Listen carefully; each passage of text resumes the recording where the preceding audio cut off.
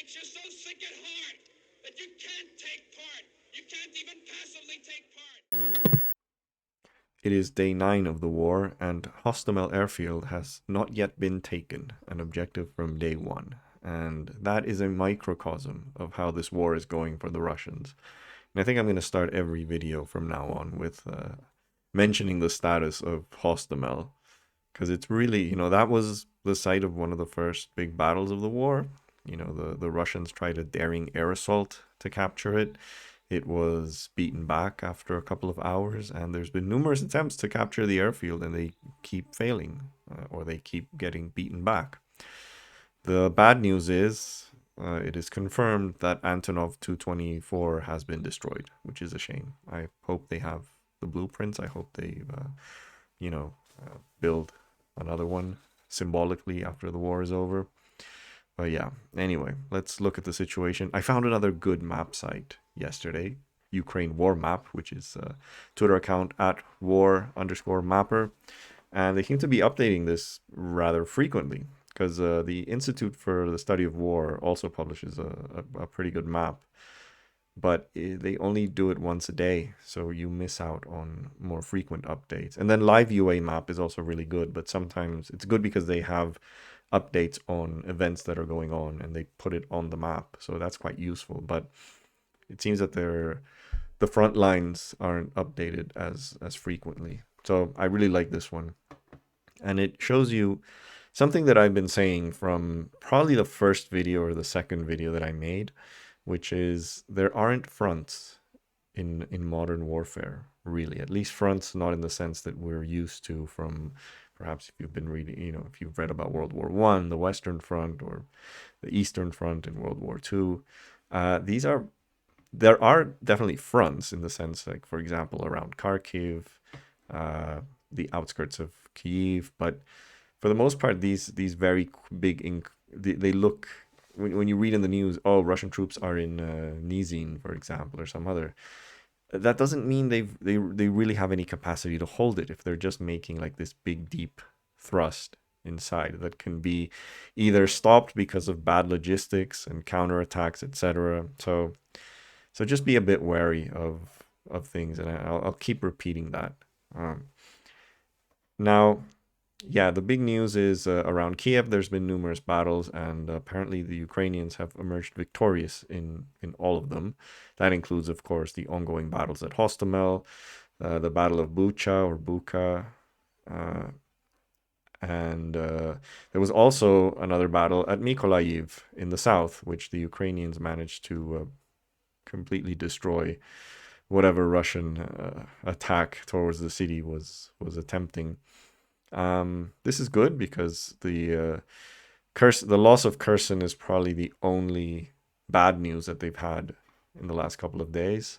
So that is good. I don't think we're seeing significant Russian advances around here, and no sign of that naval invasion of Odessa, which some people fear. I mentioned that in my previous video. The only loss yesterday was the loss of the Zaporizhzhia, I think that's how it's pronounced, I'm not sure, nuclear reactor, which is actually not near the city. It's actually on the lake. Sorry, on the reservoir. Not a lake. Well, it is a lake, but it's a reservoir. So it's on the, I don't know if my mouse is showing, but it would be just at the tip of this circle, this yellow circle right here. So it's quite far away from the city, even though it shares the name of it.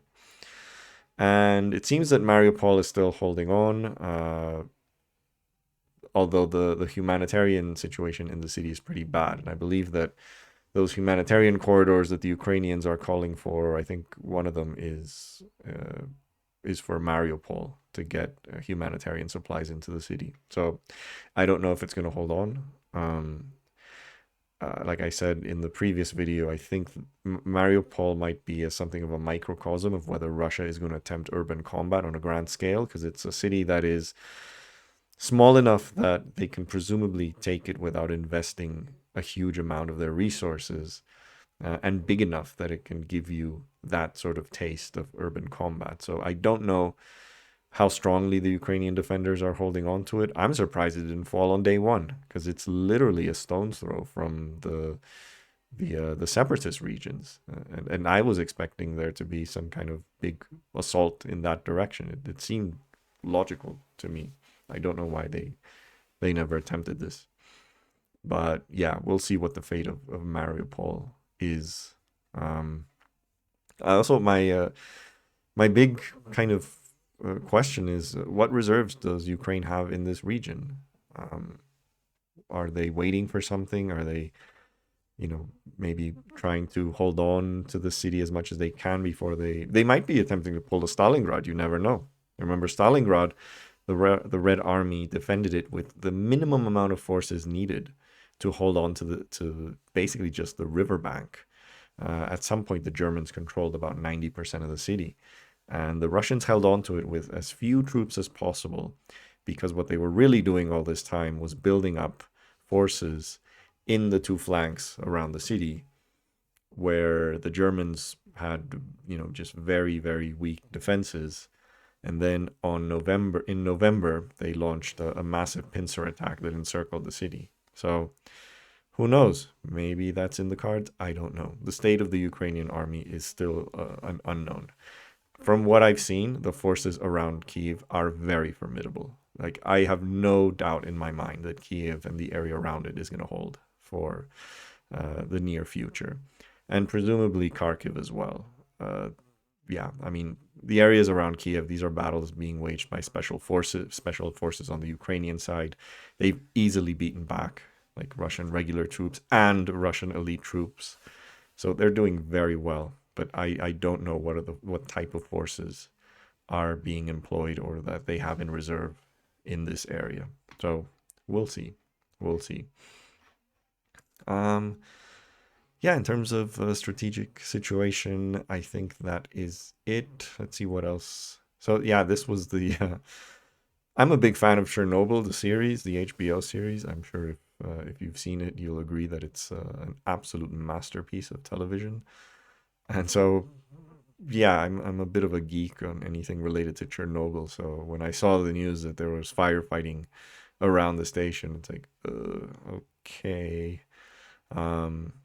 Experts who know this more than me have confirmed that there was not a huge risk to the plant itself in terms of the risk of creating a meltdown. So I'll take their word for it. But still, you don't really want to have much fighting in a nuclear terminal, do you? But yeah, so it was captured by the Russians eventually. I'm not sure Ukraine really wanted to defend a power plant, a nuclear power plant. Yeah, I don't know. These are probably the unless it's like super vital for your electricity needs, which apparently it is to some extent. I read somewhere that it accounts for like a fifth of Ukrainians' electrical output. Don't know if this is going to be catastrophic or not, but yeah. What else? Yeah, the indiscriminate bombing of cities like Kharkiv and some of the areas around Kiev it's now definitely into war crime territory. I think that is the plan. I think the plan is to just bomb it indiscriminately until they decide to surrender, which really is more of a feel-good thing for Putin, because the history of warfare shows you that the more you bomb cities, the more people resist. So no one likes to see their city get destroyed, and all that does is piss you off more and want to fight more. So it didn't work during the Blitz in 1940 against Britain, where they expected Britain was not going to, fight on if London was bombed to smithereens. And guess what? It actually strengthened the British resolve. The Allies stupidly thought exactly the same thing when they were strategically bombing Germany from 1943 onwards. And guess what? That also didn't work. So mass bombings like this don't work from a psychological perspective. I think the psychology is mostly to the benefit of the side that is engaging in it, because it makes them feel better that they're crushing the other side because they see apartment blocks being destroyed. but I don't think it helps much. Doesn't compensate for the fact that it makes people want to keep fighting. And yeah, the use of cluster munitions now is it's out in the open. This is now they're not even trying to hide it. Cluster munitions are very dangerous because they're designed to kill human beings, and they're designed to, cluster bombs are basically tiny bombs in a canister that explode and destroy small vehicles and anyone caught out in the open. They are considered a violation of international and humanitarian law, as it says there. Having said that, there is a treaty signed by, being pushed by the UN, called the UN Convention on Cluster Munitions or something like that. And Russia obviously hasn't signed it. But guess who else hasn't signed it? Well, the US hasn't signed it. So, yeah, it's a bit hypocritical. And I know this because I've seen some US news hosts kind of, look, Russians are using cluster bombs, war crime, war crime. It's like, dude, are you going to explain to your viewers that your country has also not signed that treaty? Yeah. This one was amazing. A Panzer air defense system. These are very expensive. These might be the most expensive vehicles that Russia has. These cost about 13 million, because it's not just the anti-air system, it's a rather sophisticated radar. Yeah, that's crazy. Just to give you an impression, the T-90 tank, the Russian T-90 tank, which is the most advanced one that they're using in this war, cost about 3 million. So this cost, you can buy 4 T-90 tanks for one of these. That's how expensive it is. And I was also reading an article that a lot of the vehicles that they've captured, especially these air defense vehicles, that apparently the Ukrainians can hack into these systems and then get a read of Russian air defenses overall. I'm not an expert on this, so I'm only passing off what I read. But apparently this is not good in terms of also keeping your air defense systems free from enemy intelligence. So if it helps the Ukrainians sort of know what the Russians are doing in the air or how they're defending, yeah, good stuff. What else? More NLAWs. These are anti-tank. The main anti-tank weapons that they're getting are US-made javelins and the NLAW, which is a Swedish-British weapon, quite possibly the most advanced anti-tank weapon in the world right now. So that has a Russian tank written on it. What else? Oh yeah, it's the same one. Tractors capturing vehicles. That is so. I really would love to know what goes in Putin's mind when he sees this. I'm sure he sees this. Yeah. There were also, I also saw an article about why Russia hasn't been able to achieve air superiority except in certain areas. Apparently, they've only been using less than 100 aircraft, which is, the reasons are unknown to me. Could be coordination issues, could be logistics, I don't know, but they've been using very few aircraft. And apparently, the US has estimated that Ukraine still maintains most of its air force intact. So that is worrying. Now, had a conversation with a friend who was wondering, well, if Ukraine, if their air force is still intact, why can't they attack like the 40-kilometer long convoy? And that's a very good question. Now, it's very easy to do what the Ukrainians are doing in terms of, shooting down Russian aircraft that are in Ukrainian airspace outside the scope for Russian air defense systems. It's much harder to attack a column like that, which probably has some other Panzers or Tors defending them, as well as more area defense systems like the S-400, which is considered to be one of the most advanced in the world. So it's easier to shoot down aircraft that are taking offensive missions deep, well outside the range of your own air defense systems. That's when you shoot them down. But if Ukraine was to try an air attack against those columns, you would need very sophisticated weaponry to take out the air defense systems first. NATO can do it. That's an area of NATO expertise. It's called SEAD, or suppression of enemy air defense. And it's usually something that NATO does on day one of the war. Not just day one, on H1 of the war, the very first hour. Those are the very first missions that are flown by a NATO Air Force, SEAD missions. And they're very effective. Once you knock out the enemy's air defense, they're done for. Absolutely done for. But that takes specific weapons. You need anti-radiation missiles, which are designed to home into enemy radars. So the US has the AGM-88, which is known as a HARM. The British, I don't know if they still have it, but they had a really good one called the Alarm missile.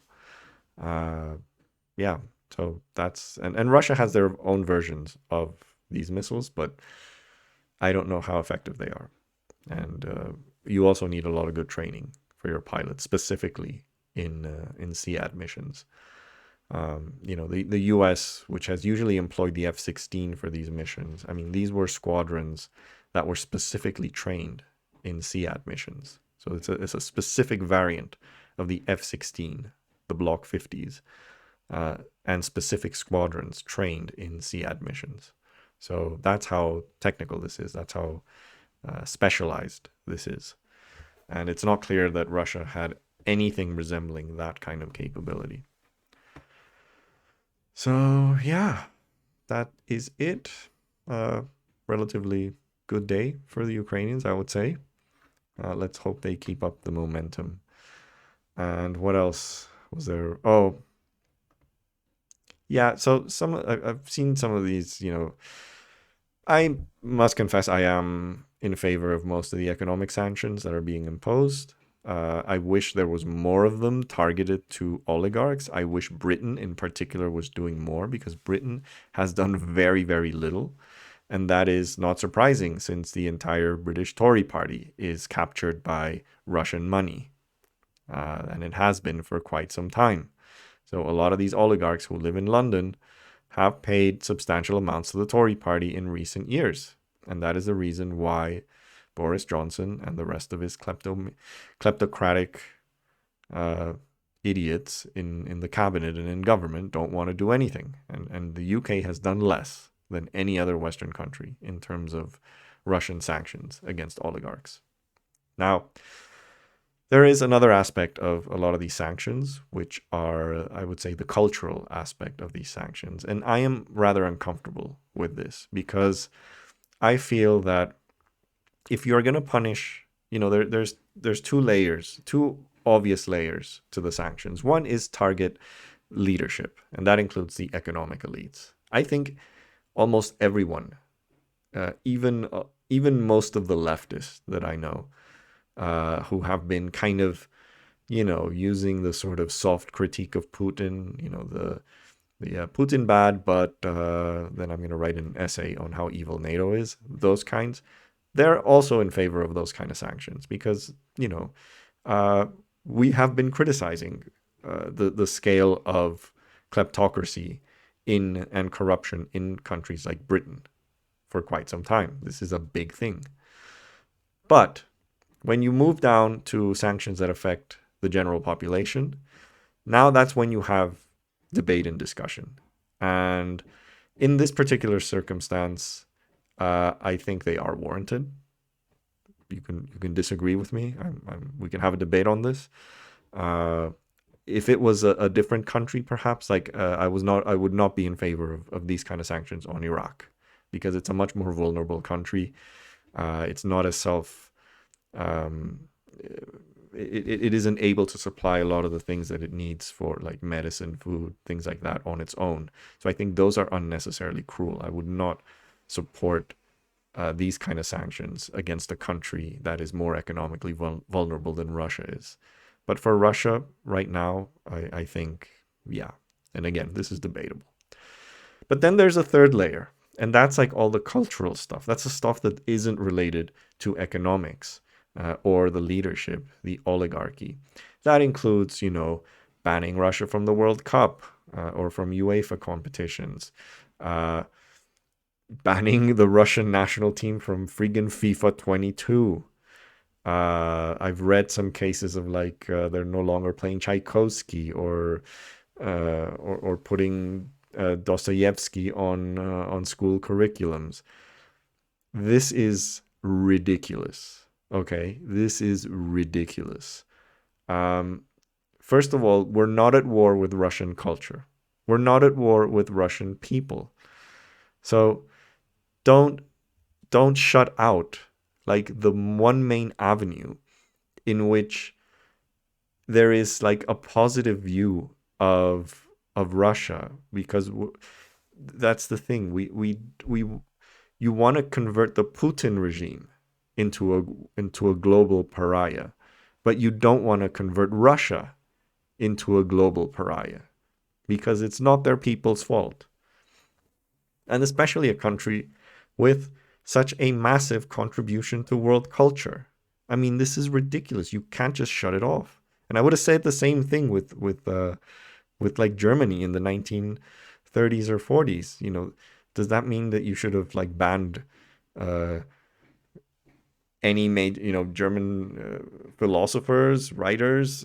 This is weird. That's what the Nazis did to the stuff that they considered degenerate. They were the ones banning jazz music and liberal ideas and things like that. So we shouldn't really do that. I'm very uncomfortable with this because I feel it's just symbolic. I think this just makes like EA feel good about itself. Like, oh yeah, we're contributing to the war. But you're not. You're absolutely not. So yeah, that is my my statement on the matter. I do not agree with sanctions or banning of cultural or entertainment aspects, and more so considering how much of a negative reaction you've seen from Russian celebrities and sports people and things like that on the war. So it's clear that these people aren't necessarily in favor of the war. You had that tennis player who wrote on the camera. So yeah, I think this is too much. I think this is virtue signaling, and it's not helping the cause in any way. Anyway, finally, last point. I thought this was funny. So if you are in the online left communities for anything more than 15 minutes, which might be dangerous to your mental health, but there's a group, the Tankies. The Tankies have their own little cosplay of fighting global imperialism. And they organized this event called Free America from the Neoliberal Empire. And it's your usual suspects. The Jackson Hinkles, the Samira Khans, Caleb Maupin, Peter Coffin, who apparently I didn't know who he was, but he was basically just like a decent lefty video editor, video essayist and commentator, and he's just gone like full on batshit dumb left. And Haz from Infrared, who is quite a character. I've never made a video on Haz, but maybe I should, because he's probably the funniest, most ridiculous guy in this ecosystem. But anyway, Caleb Maupin, who I should add has me blocked on Twitter, despite the fact that I've never had any exchange with him that I recall. But anyway, in light of recent events, donations to make this event in Austin happen would be greatly appreciated. Please help us hold an important anti-imperialist conference in these hard times. What are these recent events? In light of recent events? Because this was planned like after the war started. So what event could cause them to run out of money to hold this conference? And I think we know what it is. Yeah. So these people are probably paid propagandists. And, it's funny because they always say, and I've also had this said to me in recent days, because clearly my takes have been not exactly in line with what a lot of the left has been saying. I mean, I've been unconditionally in support of Ukraine, and I will continue to be so. And clearly that bothers a lot of people. But, the accusation that you're a CIA agent, I've been told that, people have pointed out that I've worked for Chatham House before, so I guess I must be some kind of foreign agent or something. Yeah, but I've never actually suspected these people to be paid by RT. I mean, Caleb Maupin, yes, because he has worked directly for RT. But a lot of these clowns, I just think they do it for the grift. I do it because this narrative gets them subscribers, gets them paid through those subscribers on their YouTube and Twitch channels. But I've never actually thought that, for example, Jackson Hinkle is paid by Russia. Well, I take that back. They probably all are to some extent. That is just really funny. Anyway, on that note, if you like this video, please like, please share. Most importantly, please subscribe. I will continue doing updates, and I'm probably going to start doing normal videos before, because I think from next week onward, I don't think that there's going to be like a huge change on a daily basis on the military situation. I think these first days have been really, really crucial, and every day something interesting has happened. But I think we're way past the point where there's going to be a Russian breakthrough. Certainly not in the northern and eastern fronts. And in the south, even though they have advanced, again, these haven't been like knockout blows by any stretch of the imagination. So I just don't see the value of doing an update every day, and rather just point out what's going on. I'm still going to make a few daily ones for the time being. But yeah, anyway, hope you enjoyed this video, and I will see you next time.